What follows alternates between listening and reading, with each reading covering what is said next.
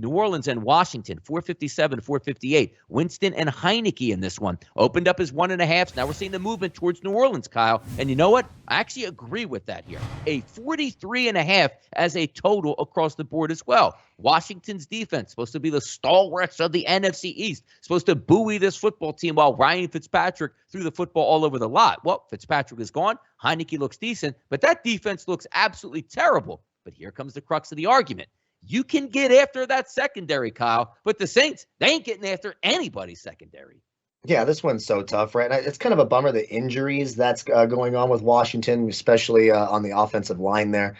That makes you a little concerned because the Saints can get after it in that front seven. And will this finally be the game where this talented Washington defense actually does something here? It is a good get-right spot. There's not a lot of weapons on the Saints offense. Jameis Winston's always turnover prone. I don't think anything's changed there. We've seen him revert back to old Jameis when things got tough here.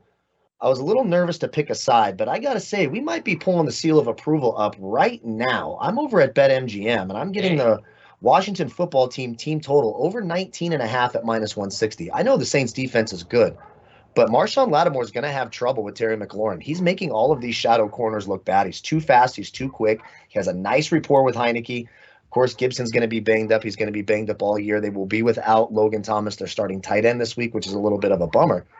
But when I watch this Washington offense, it's hard for me to imagine them not getting to 20. So go ahead, put that seal of approval up, Esteban. We're going to take the Washington football team over 19.5 points. It's juiced up a little at -160.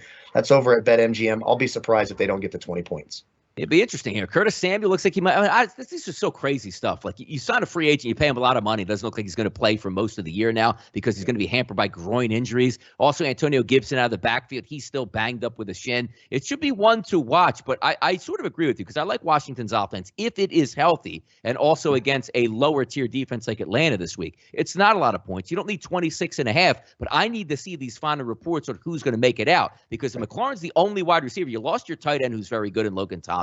You're probably going to be down Samuel. Antonio Gibson might be halfway. I think I even saw McKissick didn't even log a practice today as he was injured as well. And you're going up against a Saints team that's quite fine, Kyle, just running the football and saying, we don't have any weapons either. Let's slug this out and play defense and see what can happen here. It's a tough one here, but I like Washington's offense as a whole, but if they're banged up, I won't be able to take a total in this game. And quite frankly, even a side in this game. I think the Saints are the better team. I do, but you can't be a football team saying, hey, I hope to score 21 points or 24 points or less every week and think that's going to end up working out. Didn't work last week when you said, hey, 21-10 fourth quarter. That's enough to beat the Giants as they got beat down the stretch and then into overtime in this one.